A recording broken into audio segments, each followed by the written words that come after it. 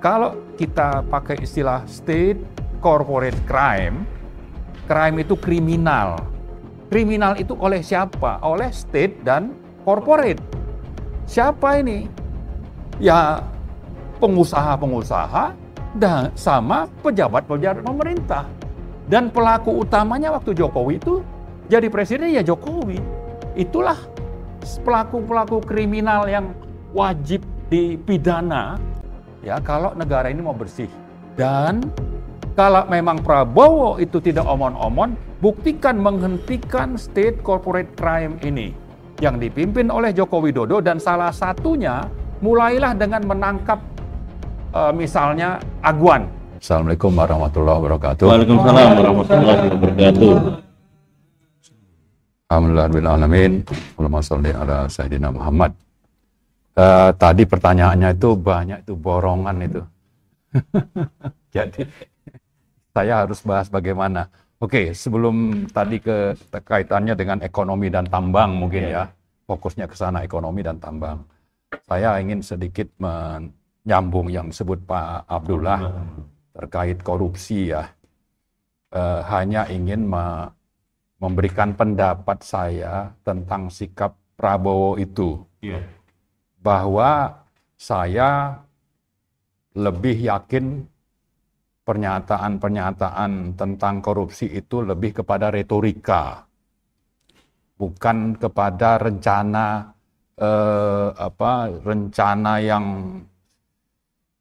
didasarkan pada tekad yang kuat, bukan. Ya, retorika bahwa nanti dengan begitu ingin ditunjukkan kepada publik beliau akan melakukan ini, menangkap itu, ya mau katanya sampai ke kutub gitu ya, ngejar.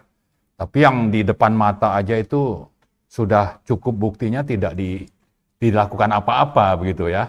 Nah, jadi hanya retorika. Yang kedua, saya melihatnya ini menunjukkan bahwa cengkeraman Jokowi yang melanggengkan atau yang membuka begitu banyak pintu-pintu korupsi yang melibatkan Jokowinya sendiri itu masih kuat untuk berani dibuka oleh Prabowo. Jadi masih dicengkram. Jadi bagaimana mau bertindak, mau berbuat sesuatu. Yang ketiga, saya khawatir bahwa Prabowo sendiri tersandra kasus-kasus korupsi. Karena itu ya coba saja misalnya ada yang nantang, Anda mau buka kasus ini, kasus Anda nanti saya buka gitu. Maka dia akhirnya tidak berani melakukan apa-apa. Jadi tiga hal itu saya kira perlu menjadi catatan kita. Hanya retorika, masih dicengkram oleh Jokowi, lalu ada kasus yang membuat Prabowo itu tersandra untuk berani mengusut kasus-kasus korupsi besar misalnya. Dan itu sangat banyak ya. Masalah misalnya Blok Medan, masalah korupsi yang di bubble soal timah misalnya yang nilainya ratusan triliun, tapi yang dijadikan saya kira cuma tumbal aja itu ya. Tumbal juga cuma dihukum 6,5 tahun, sementara yang di belakangnya ini siapa misalnya. Ya kan? Ada penyeludupan nikel misalnya. Orang menengarai ini ada keterlibatan dari Kapolri, ya, Sigit misalnya, tapi itu nggak jelas ujungnya seperti apa. Sama juga nikel ini melibatkan misalnya tim suksesnya Jokowi waktu Pilpres. Ini juga tidak jelas kelanjutan.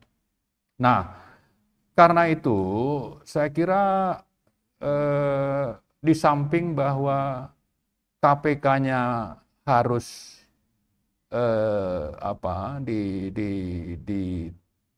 dirubah undang-undang dasar untuk melakukan penuntasan korupsinya. Tadi Pak Abdullah sudah sebutkan tentang perlunya penerbitan Perpu, dan kalau itu bicara Perpu itu ada ranah yang memang lebih dominan peran presidennya, Prabowo-nya. Ini jadi tantangan bagi Prabowo. Kalau Anda memang bukan retorika, cuma omon-omon, ya buktikanlah dengan Anda menerbitkan perpu bahwa korupsi ini sudah sangat banyak merugikan negara dan rakyat, maka buktikan dengan menerbitkan perpu. Saya kira rakyat akan mendukung itu.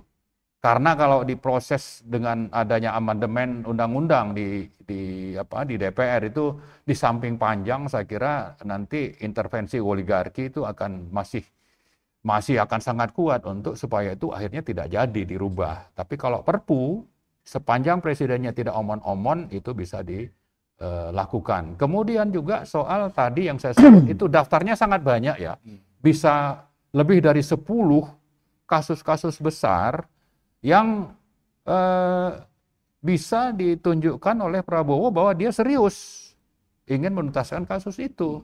Tapi kalau dengan ucapan dengan pernyataan mau damai, ini saya kira ya retorika dan omon-omon saja, dan kita tidak banyak berharap.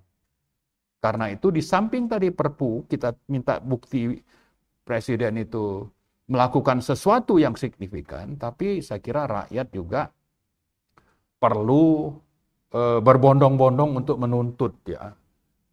Dan menuntutnya itu di samping ke DPR juga kepada pemerintah, dan ini bisa ditunjukkan dengan aksi-aksi. Nah, cuma memang aksi kalau terkait korupsi itu agak susah untuk menggalang massa ya.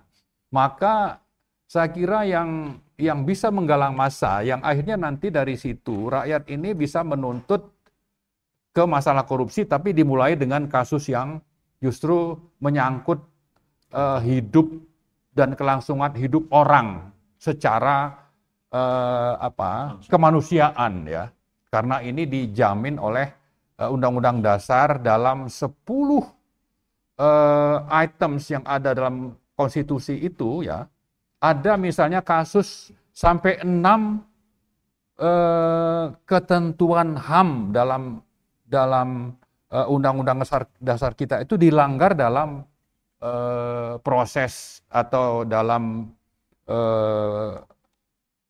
pembentukan atau penetapan dan pelaksanaan PSN PIK 2 dan Rempang.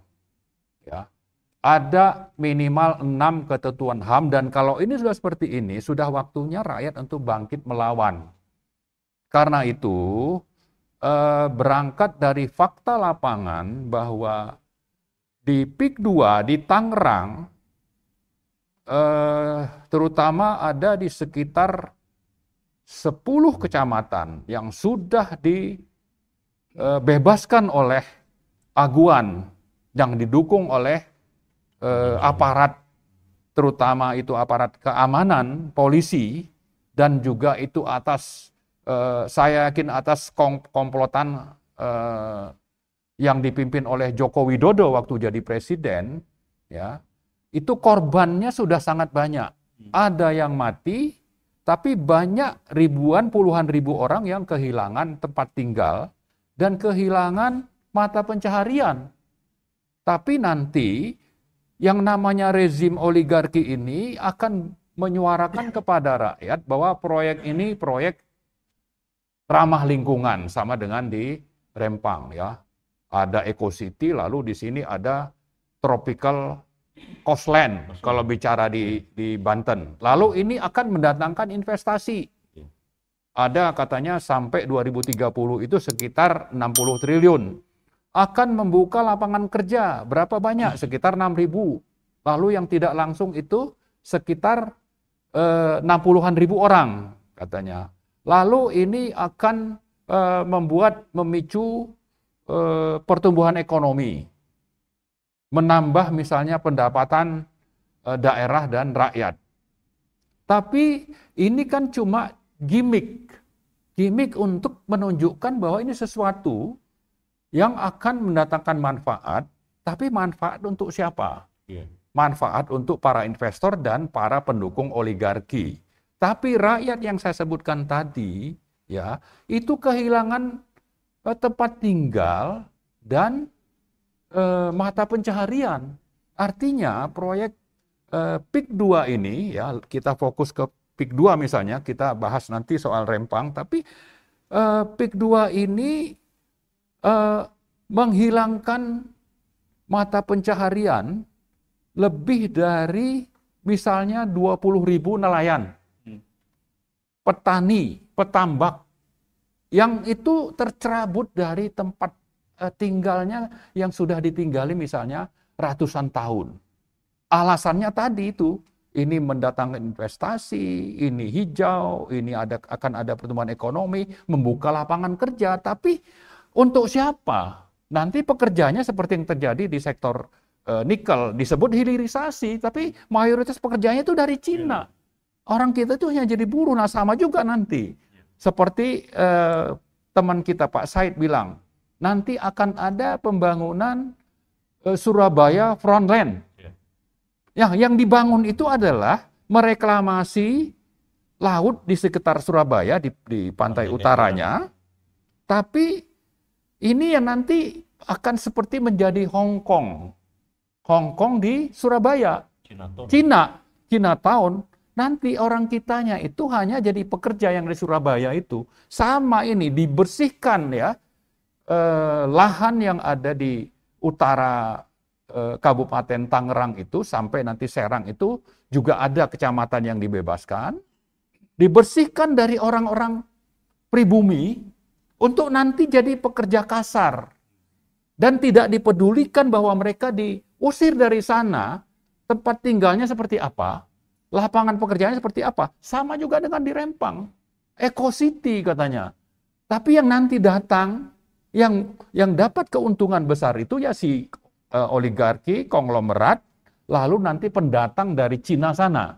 Sementara kitanya ini, pribuminya, itu tersingkirkan. Disebutkan bahwa ini akan buka lapangan kerja untuk siapa?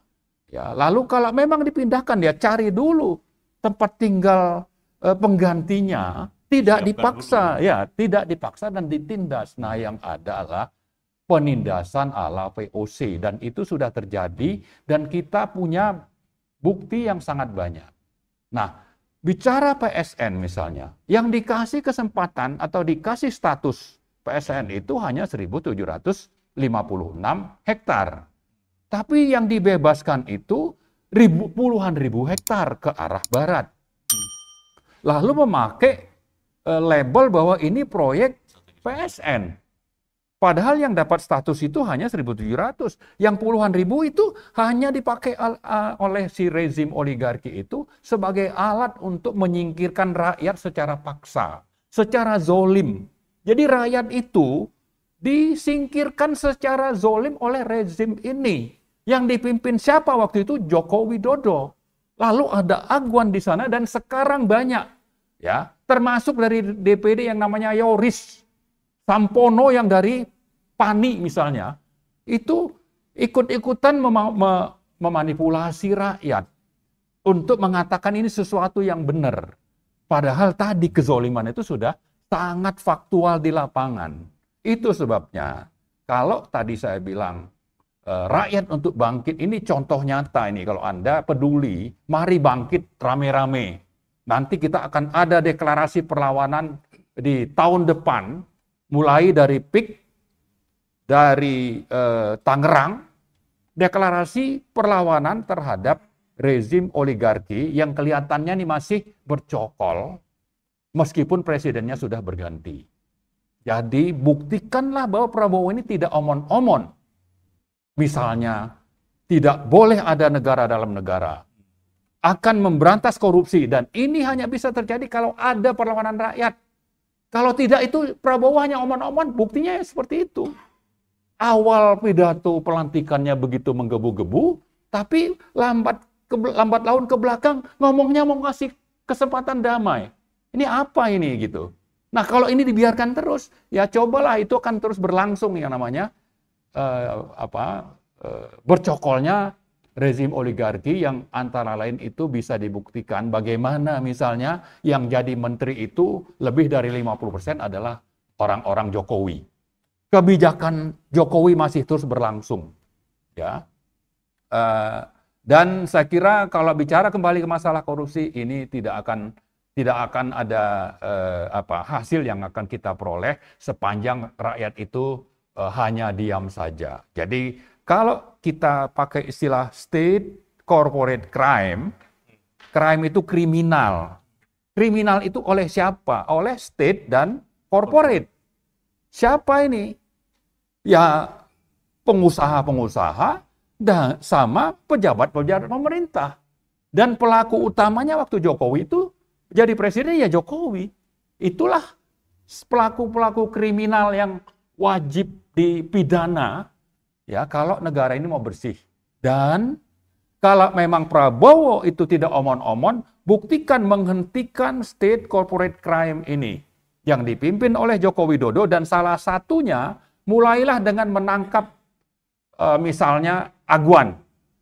Itu contoh sangat nyata kejahatan yang dilakukan oleh state corporate crime ini. Contoh paling nyata yang alat buktinya sudah lebih dari cukup. Tinggal sekarang ada nggak kemauan dan komitmen dan sesuai antara perkataan dengan perbuatan yang selalu dikatakan oleh Prabowo, dan yang di rakyat tunggu adalah perbuatan Anda itu seperti apa.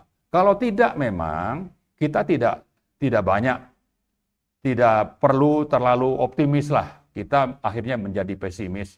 Ini akan sama saja dengan yang sebelumnya. Nah, tapi kita tidak berharap seperti itu, ya. Kita mau Prabowo sebagai jenderal, ya, buktikanlah bahwa Anda itu adalah prajurit Sabta Marga yang setia dengan sumpah Sabta Marga itu, ya.